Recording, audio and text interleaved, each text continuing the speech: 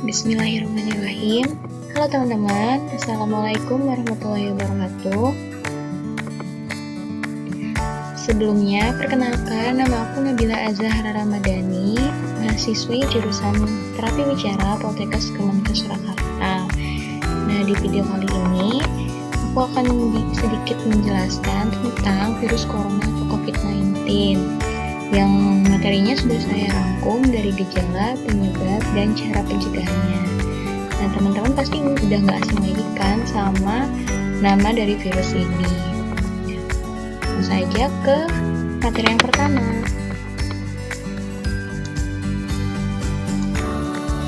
Nah, hal-hal yang akan dibahas di video kali ini, yang pertama, apa sih virus corona itu, atau biasa medisnya COVID-19. Nah, virus ini tuh masih sedang hangat-hangatnya gitu ya, diperbincangkan di Indonesia maupun di luar negeri. Nah, yang kedua, bagaimana bisa terpapar virus ini. Terus yang ketiga, gejala awal terkena virus COVID-19 itu apa. Dan yang keempat, kapan harus ke dokter. Yang kelima, bagaimana sikap dalam menghadapi virus COVID-19. Dan yang terakhir, data terkait penyebaran virus COVID-19. Nah, sebelum ke pembahasan yang pertama, di sini aku menampilkan firman Allah pada Al-Quran Surat Al-Hadid ayat 22 dan 23, yang artinya, tiada suatu bencana pun yang menimpa di bumi dan tidak pula pada dirimu sendiri, melainkan telah tertulis dalam kitab Lauhul Mahfuz sebelum kami menciptakannya. Sesungguhnya yang demikian itu adalah mudah bagi Allah. Kami menjelaskan yang demikian itu supaya kamu jangan berduka cita terhadap apa yang luput dari kamu, dan supaya kamu jangan terlalu gembira terhadap apa yang diberikannya kepadamu. Dan Allah tidak menyukai setiap orang yang sombong lagi membanggakan diri. Selanjutnya, firman Allah Quran Surat Al-Taghabun ayat 11 yang artinya, tidak ada suatu musibah pun yang menimpa seseorang kecuali dengan izin Allah. Dan barang siapa yang beriman kepada Allah, niscaya dia akan memberi petunjuk kepada hatinya. Dan Allah Maha mengetahui segala sesuatu.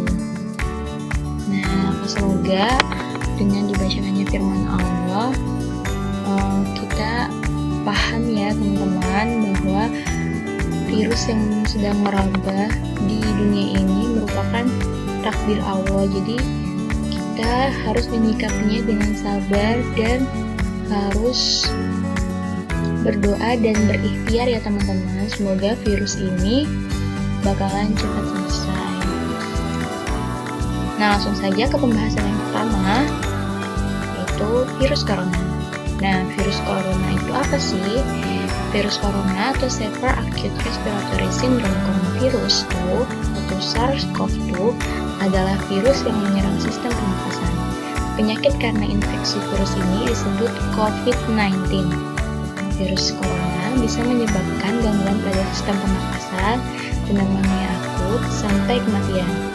Virus ini bisa menyerang siapa saja, baik bayi, anak-anak, orang dewasa, lansia, ibu hamil, maupun ibu menyusui. Nah, selanjutnya, pertanyaan, bagaimana sih bisa terkena virus COVID-19? Nah, yang pertama itu, mereka melakukan kontak secara langsung dengan orang yang sudah didiagnosis positif terkena virus COVID-19. Yang kedua, seseorang yang terinfeksi batuk atau bersin lalu langsung mengenai mereka. Dan yang ketiga, mereka menyentuh permukaan apapun dengan tetesan kecil dari batuk atau bersin orang yang terinfeksi, dan kemudian menyentuh mata, hidung, atau mulut mereka. Selanjutnya, gejala awal terkena virus COVID-19. Nah, yang pertama itu batuk, disertai demam dengan suhu tubuh di atas 30 derajat Celcius. Yang ketiga, tekanan terus-menerus di dada, jadi maksudnya itu dadanya sakit ya. Terus yang keempat, sesak napas. Nah, menurut penelitian, gejala COVID-19 itu muncul dalam waktu 2 hari sampai 2 minggu setelah terpapar virus corona. Nah, ini pertanyaan pertanyaannya, kapan sih sebenarnya harus ke dokter kalau ada gejala-gejala kayak gini? Segera lakukan isolasi mandiri bila ada mengalami gejala virus corona atau COVID-19, terutama jika gejala muncul 2 minggu setelah kontak dengan penderita COVID-19 atau berada di daerah yang memiliki kasus COVID-19. Nah, bila Anda mungkin terpapar virus corona namun tidak mengalami gejala apapun, Anda tidak perlu memeriksakan diri ke rumah sakit. Cukup tinggal di rumah selama 14 hari dan membatasi kontak dengan orang lain. Nah, jika gejala semakin parah, langsung hubungi petugas penanganan COVID di daerah dan melakukan pemeriksaan. Selanjutnya, jika seseorang di rumah Anda terkena virus corona, apa sih yang harus dilakukan? Yang pertama, terus berlatih tindakan pencegahan sehari-hari seperti biasa. Pencegahan terhadap virus COVID-19 ini ya teman-teman. Terus yang kedua, isolasi orang sakit di ruang terpisah dari orang lain di rumah. Yang ketiga, jika merawat anggota keluarga yang sakit, pantau kesehatan Anda sendiri juga. Jadi hanya kalau ada orang sakit, perhatikan juga kesehatan diri sendiri, karena itu sangat penting. Yang keempat, usahakan rumah didesinfeksi dan juga menghindari berbagi barang pribadi. Jadi kayak minum, sendok itu jangan sampai berbagi sama orang rumah ya teman-teman. Jadi harus punya sendiri-sendiri, ya gelas gitu. Yang kelima, jika Anda sakit, tetap berhubungan dengan orang lain melalui telepon atau email. Dan yang keenam, jaga kesehatan emosional anggota keluarga Anda, termasuk Anda sendiri. Jangan sampai stres ya, soalnya emang stres tuh mempengaruhi psikolog. Jadi, tetap berpikir positif. Nah, selanjutnya, tips pencegahan dan proteksi diri.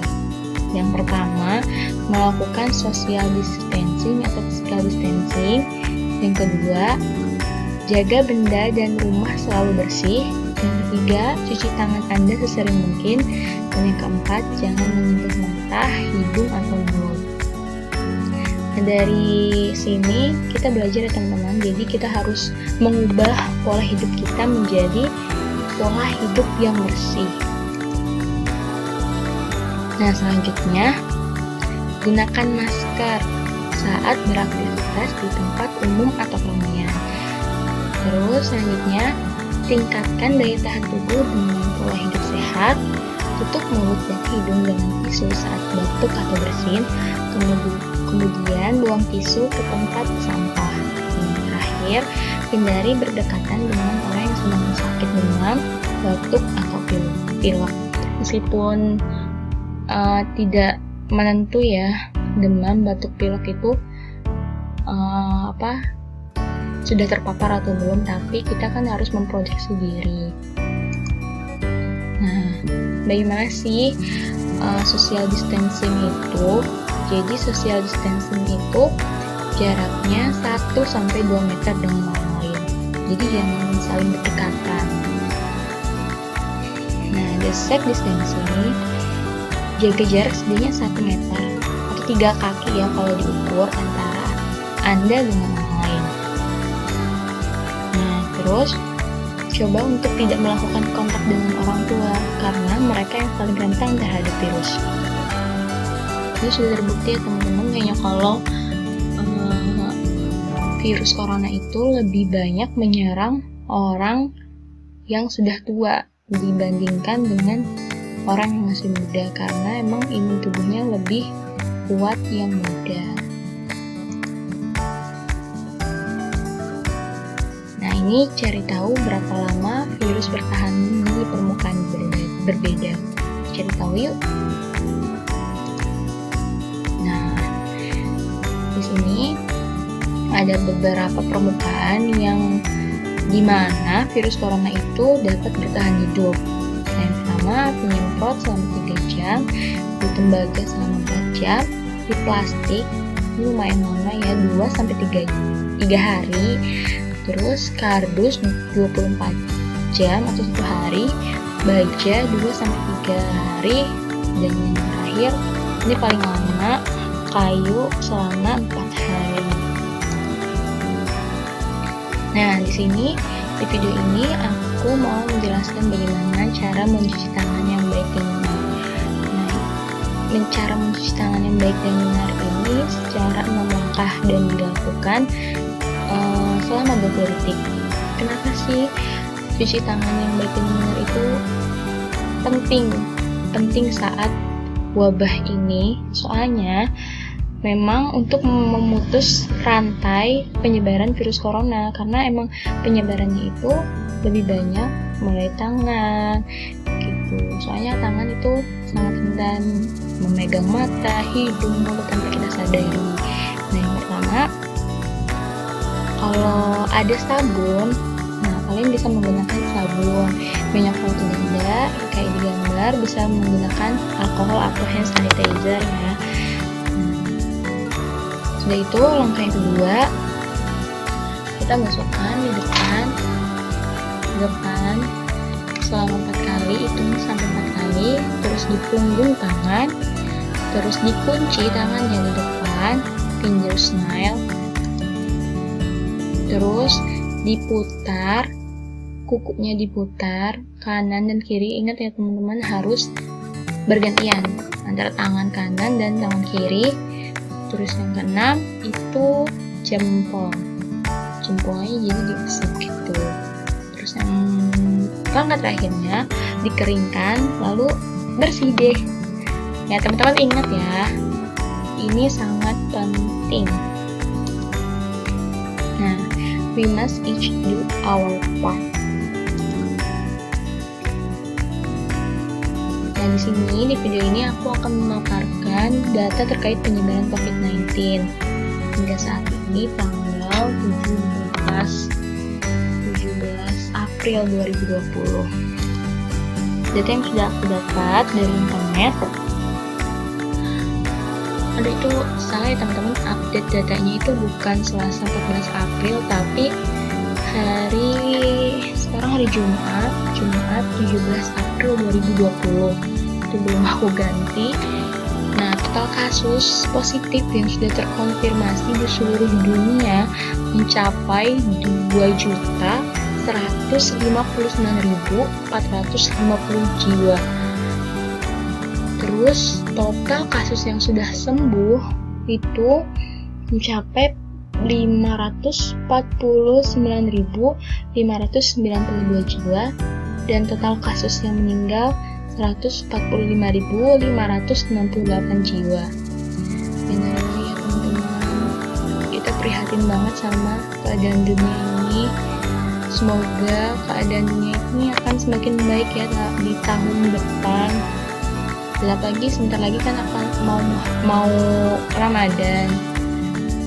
Jadi semoga ini cepat berakhir, amin.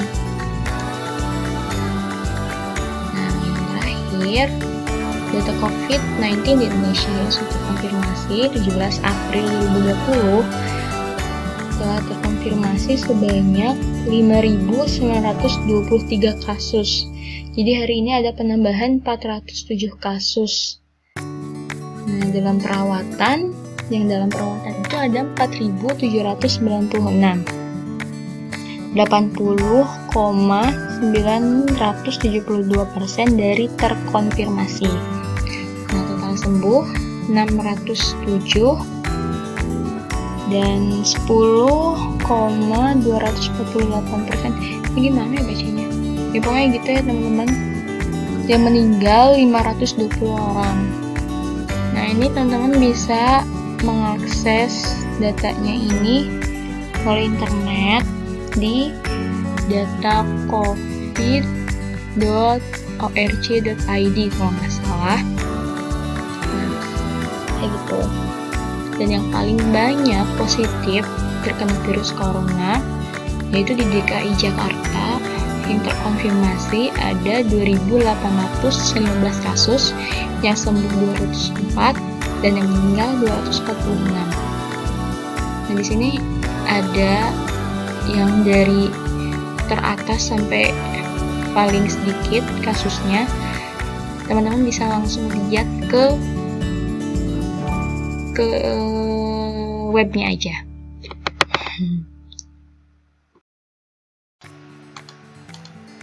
Nah, yang terakhir kesimpulan, ayo teman-teman, bersama-sama kita bisa mengatasi pandemi ini dengan cara memahami gejala, penyebab, dan cara pencegahan virus corona atau COVID-19. Jangan nakal ya teman-teman, tetap hashtag di rumah aja. Terima kasih, tetap semangat melakukan aktivitas dan jaga kesehatan Anda selalu. See you, wassalamualaikum warahmatullahi wabarakatuh.